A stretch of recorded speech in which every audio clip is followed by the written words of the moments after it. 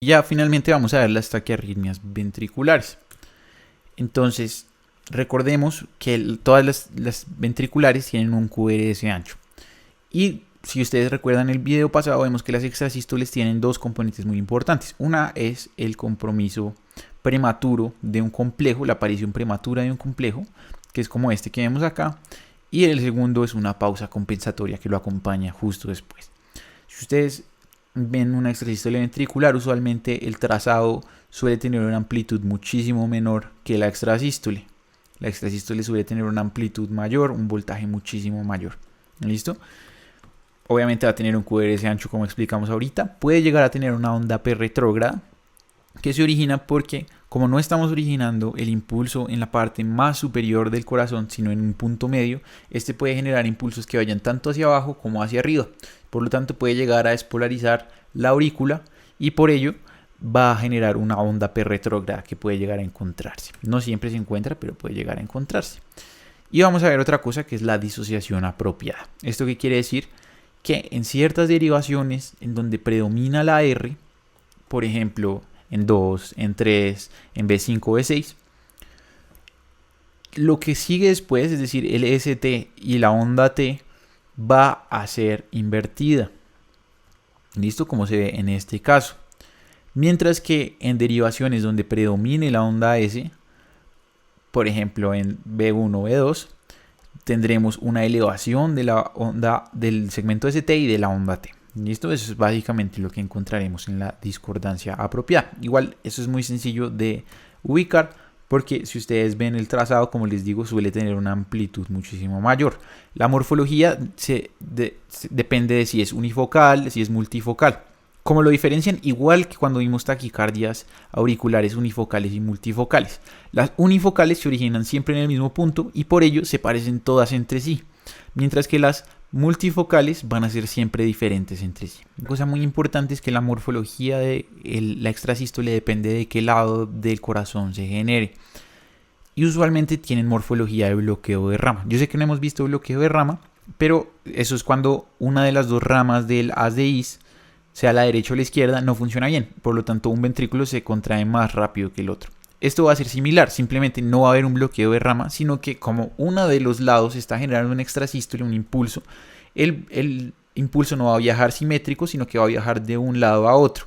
Por lo tanto, el ventrículo donde se origina ese extrasístole se va a contraer más rápido, haciendo simular que este no se contrajo rápido como si estuviera bloqueado. Por eso es que la morfología es así. Ya después les explicaré mejor, pero pues eso es a grandes rasgos para que entiendan por qué las extrasístoles se ven como se ven. Más allá, vamos a ver un poquito la taquicardia ventricular monomórfica. Usualmente es un ritmo que pueden encontrar regular, como lo dice su nombre, es una taquicardia de frecuencia rápida, de QRS ancho, es ventricular, y la onda P puede estar ausente, pero no siempre. Entonces ya ahorita vamos a ver un poquito de eso. Entonces, ¿cómo distingo yo una taquicardia ventricular monomórfica? A grandes rasgos con estas dos cosas que les voy a decir. Los QRS son muy anchos, es decir, el origen es ventricular, son particularmente anchos, y se van a parecer entre ellos, ya que es monomórfica, es decir, de una sola forma. Puede haber desviación extrema del eje, como les decía en la tutoría de lectura del electronormal. Hay un momento en el que el eje está completamente opuesto, que eso es rarísimo de ver. Eso se puede encontrar en este tipo de trazados. Y va a haber concordancia. ¿Eso qué quiere decir? Si ustedes trazan la línea isoeléctrica, todos los complejos van a ir positivos o todos los complejos van a ir negativos.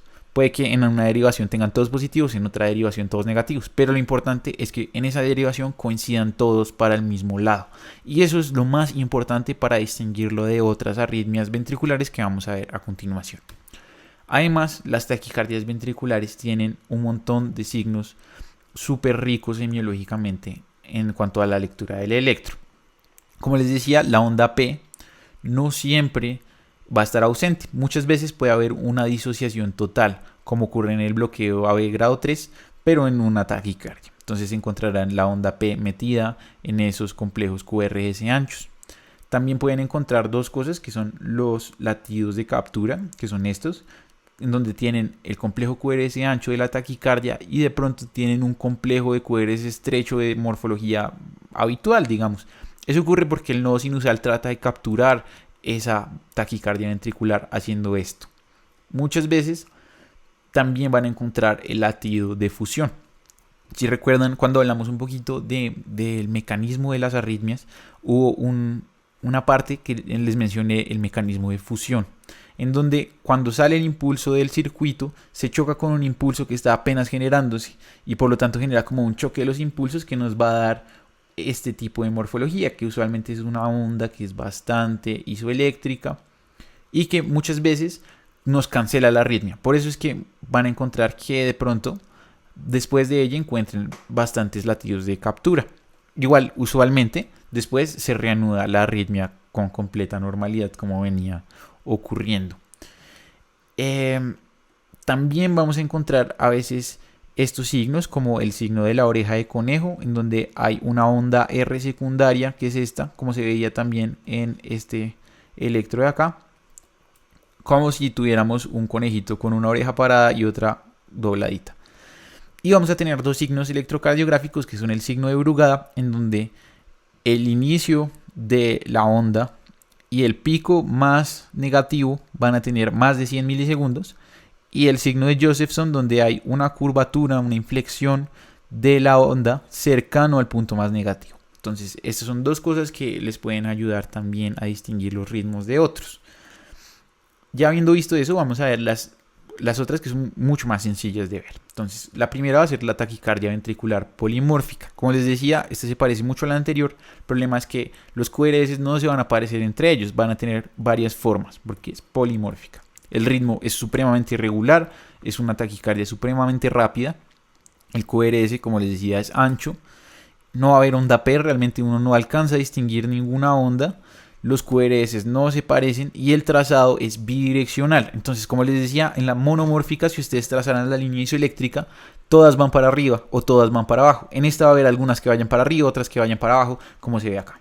¿Listo? Eso es lo que va a distinguir esto. Esto también lo van a encontrar en la literatura como la torcida de puntas. Y es muy característica, es una arritmia súper mortal y hay que tenerle muchísimo cuidado. El flutter ventricular es, digamos, similar a la taquicardia ventricular, tanto monomórfica como polimórfica. Y se parece, digamos, un poquito a todos. Entonces vamos a ver, este también a veces es irregular, a veces es regular, como el flutter. Como les decía, el flutter es un aleteo, solo que esta vez va a ser de los ventrículos. No va a haber onda P, realmente no se distingue ninguna onda. Si ustedes ven, todas parecen un trazado igual, como si ustedes estuvieran viendo una onda de sonido o algo por el estilo. Y esto se debe al aleteo del ventrículo. La clave para este es que si ustedes voltean el papel se va a ver exactamente igual en todas. No solo son bidireccionales, sino que suelen ser simétricas. Suelen ser isobifásicas, simétricas, pero con morfología de QRS ancho y ondas indistinguibles. Y la fibrilación ventricular es, digamos, la progresión de todas esas anteriores hacia ese movimiento fibrilar que vimos también en la fibrilación auricular, pero esta vez del ventrículo. Como el ventrículo tiene una masa importante, lo único que se va a ver es esa fibrilación del ventrículo. Recuerden que esta es también una de las arritmias más importantes, súper irregular. Esta es quizás la que tiene una frecuencia cardíaca mucho más rápida, ya que ni siquiera cuenta como latido, sino simplemente como una fibrilación. El QRS es ancho, no se distingue ninguna onda, el ritmo es completamente caótico, completamente desorganizado y usualmente va disminuyendo en amplitud. Es decir, miren acá, ustedes lo encuentran mucho más pronunciado y entre más avanza se encuentra mucho menos amplio, va perdiendo voltaje. Y eso básicamente es lo de las arritmias ventriculares. Mi consejo es que dibujen muchísimo. Entonces, cojan una hoja y piensen cómo se ve una arritmia de tal característica, cómo se ve una arritmia de tal característica. Y así van a ir aprendiéndolas a reconocer. Lo que les digo, no se aprendan esto de memoria. Apréndanselo por lógica, apréndanselo a reconocer, a leer realmente. Y pues la idea es que hagamos muchos ejercicios de esto, porque esto lastimosamente solo se aprende con ejercicios y haciendo todo lo que ya les dije. Espero que esto les haya servido muchísimo y cualquier cosa estaré pendiente de sus dudas.